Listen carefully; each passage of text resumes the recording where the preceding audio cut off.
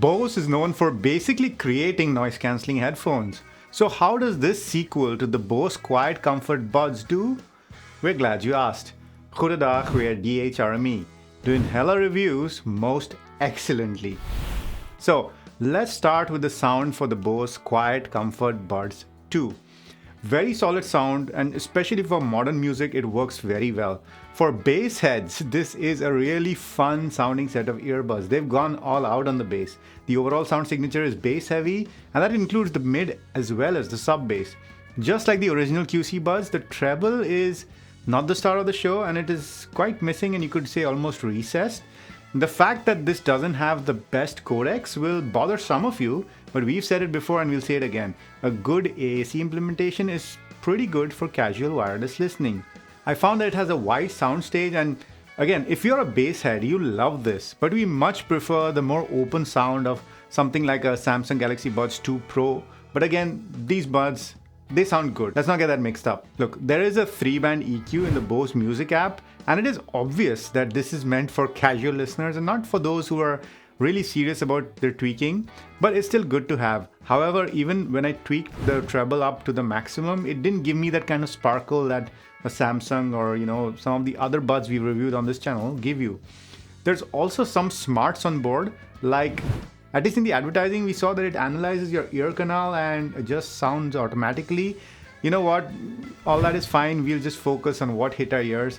These are bassy, these are good, and these only do AAC. Alright guys, I've been out here like on the street just doing mic tests and stuff like that. The thing that really stands out to me is the fact that I can't hear much. It's not like normal ANC, where the car engines or the low rumbly sounds are being cut off. I think we expect that now even at like $50. But this is something else. This essentially is cutting out the mid-frequency sounds and the higher-end sounds very well as well. I know it's not a controlled test, right? It's a bit random, but it's very impressive. So I have the Galaxy Buds 2 Pro with me and the Link Buds S, and man, these guys are in a different league. They're playing a different game, the Bose QuietComfort Buds. So when it comes to ANC, I think Bose has done a bang-up job. It's a really, really good quality. In terms of transparency, I think it does pretty well. I hesitate to say that it's the best because we have so many good transparency buds out there right now. And the transparency is very good too. It has active sense that reduces the transparency volume that comes in depending on what's happening around you. It's extremely useful and seems to work okay, but we are very manual people and we prefer to have it as we like it. In terms of pure transparency, we think these are very close to not having anything in your ears at all. However, the transparency is just shy of the OG AirPods Pro, especially in the treble region. But we can see ourselves using it all day. It's that good. There's also no occlusion effect to speak of, which is nice. But speaking of the OG AirPods Pro, comparatively the Bose has a very strong white noise or hiss when aware mode is enabled. Now this is not as bad as some of the really cheaper buds we've seen on this channel before, but for an expensive premium device, we thought we should mention it, which is a bit disappointing, I mean, you're paying a lot of money for this. Maybe it's something that was required for the ANC performance, but we were hoping that this would be fixed in this latest version. You can also assign custom modes with different levels of noise cancellation, for example at home or when you're commuting and things like that. And that's a good option to have. You can also switch that using the earbud by using the shortcut, and it cycles between the aware, the quiet, and your custom modes. We will never use it, but if the ANC pressure is bad for you, for example, you can use this to tone it down. All right, let's talk a little bit about the design and fit. Well, the QuietComfort Earbuds 2 clearly have a new design. They're way smaller than the original QuietComfort Buds, and that's saying a lot because they've gone down in our books as pretty massive earbuds. The design is also rather unique. They're not your typical buds shape, nor your stem. They're kind of a stem, but then a really fat stem. That's how you kind of have to see these buds. But in terms of not only how they're shaped, let's talk about how they fit. And we've got to say the fit is pretty solid. We're happy with them. There are no wingtips as such, but more stability bands as they call it in 3 different sizes. So they're very similar to what you would find on the Sennheiser Momentum 3. Okay, and talking about build quality, they're fully made from plastic, but they feel solid and substantial. And the case, it's still one of the biggest earbud cases out there, but finally they're pocketable due to overall a smaller footprint and a flatter shape. The previous Bose QuietComfort earbuds were not known for that at all. But similar to the older QuietComfort earbuds, they still have a tap surface, and you can do most things, including volume controls, on that touch surface. And what about if you want to work out with these or go in the rain? Well, they are still only IPX4. Not great, but they'll do fine against a bit of water. Unfortunately, there's no dust resistance, so that's something to keep in mind. And then talking about battery life, well, you get 6 hours on the buds with ANC on, and you get 3 extra charges from the case. So it's not bad at all, but it's not fantastic either, so not bad. And you know, in our books, 6 hours on the buds is not bad. It's rather average, slightly above average, considering other buds on the market at the moment. And in terms of charging, you get Type-C obviously, and you can fast charge, but it's fast charge. It's not great. 20 minutes gives you 2 hours of playback only. Now let's talk about the experience of using these buds. Now again, we've not used this for very long. These buds are just out. But the first thing that really strikes me is that the tap which you use, the touch control gesture, is really annoying. It's either the ANC mics or what it is, I don't know, but I've never had this with a capacitive surface where if you touch it, the sound it generates almost hurts your ears. We don't know what's been done, but it's very uncomfortable to use. I found myself trying to avoid using the buds because touching them just kind of created a noise in my ear that was very unpleasant. The buds are also a bit janky in terms of connectivity. I had some Bluetooth dropouts. Maybe we need longer to confirm this, but this was also strange. There were also times when only one Bluetooth bud would turn on, for example, and I had to put the left one back in the case, take it out, and then it would start.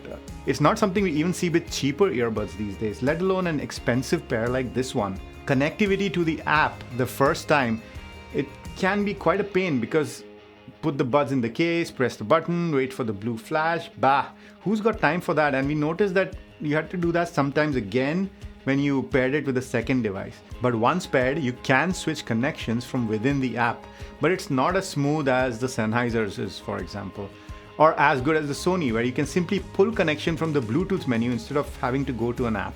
You can also do this on a laptop where there is no app on the Sony, but with the Bose, you cannot. Calling, let's talk about it because there's a few things. You know, Bose is known for its phone calls. It's always done very well in our view, and in practical examples it does well. So what are some of the things you can customize? You can adjust self voice on a 4-point scale, so you can have from off, low, medium, high. That's always good. And you have 4 microphones in each earbud. What does that mean? Well, we'll let you be the judge of that. Here are some microphone samples which compare them to the Sony Link Buds S, to the Galaxy Buds II Pro, and just walking around the city, which is not very noisy. And let us know what you think about it in the comments down below. Okay, so this is how the Bose QuietComfort Buds II sound in quiet conditions. Let's try to go over to the other side and get some traffic sounds. So these are cars passing by. Hop, hop, popsicle, ice, ice, icicle, test, test, testing, 1, 2, 3. Hop, hop, popsicle, ice, ice, icicle, test, test, testing, 1, 2, 3. So this is the Galaxy Buds II Pro. Hop, hop, popsicle, ice, ice, icicle, test, test, testing, 1, 2, 3.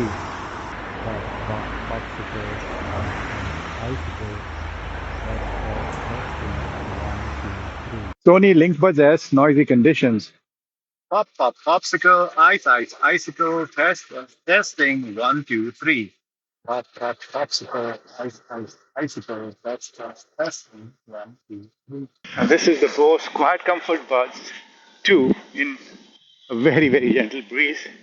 I'll be surprised if you can hear it even. Pop, pop, popsicle, ice, ice, icicle, test, test, testing, 1, 2, 3. Pop, pop, popsicle, ice, ice, icicle, test, test, testing, 1, 2, 3. Galaxy Buds II Pro, slightly windy conditions, nothing crazy, a gentle breeze. Pop, pop, popsicle, ice, ice, icicle, test, test, testing, 1, 2, 3. Pop, pop, popsicle, ice, ice, icicle, test, test, testing, 1, 2, 3. So now you have the Sony Link Buds S, also in slightly windy conditions. Pop, pop, popsicle, ice, ice, icicle, test, test, testing, 1, 2, 3. Pop, pop, popsicle, ice, ice, icicle, test, test, testing, 1, 2, 3. All right, we have these beautiful people here working hard, and there's a radio playing. It's pretty loud, so I wanted to see if that sound also gets picked up by the Bose QuietComfort 2 buds. And audio is right now being recorded from the microphone. Pop, pop, popsicle, ice, ice, icicle, test, test, testing, 1, 2, 3. Pop, pop, popsicle, ice, ice, icicle, test, test, testing, 1, 2, 3. What do you think? Was the sound picked up? It has an in-ear sensor, and you can use that not only for pausing your music, but also for things like automatically answering phone calls. So that is nice. In terms of other extras, there is no wireless charging on board, unfortunately, which is crazy given their price. Another classic Bose extra is the voice prompts. It can literally speak out the name of the device you're connected to, so Galaxy Z Flip 4 and things like that. So that's always a nice touch to have.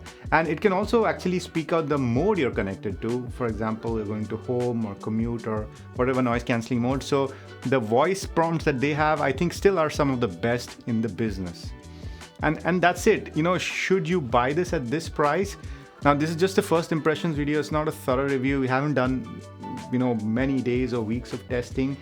But one thing we can say for sure is the noise cancelling performance is top notch. If noise cancelling is what you want, then these Bose Buds are for you.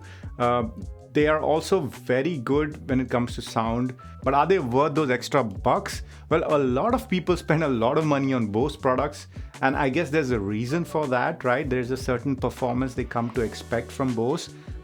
If you're a Bose head and you were waiting for Bose earbuds, we don't think you can go wrong with these. They're pretty good. Of course, you know what price you're going to pay for that. But overall, these are expensive, no matter how good the noise cancelling is. Today, you can get a little less for a lot less. You've been reducing the bulge, and we've been DHRME. Namaste.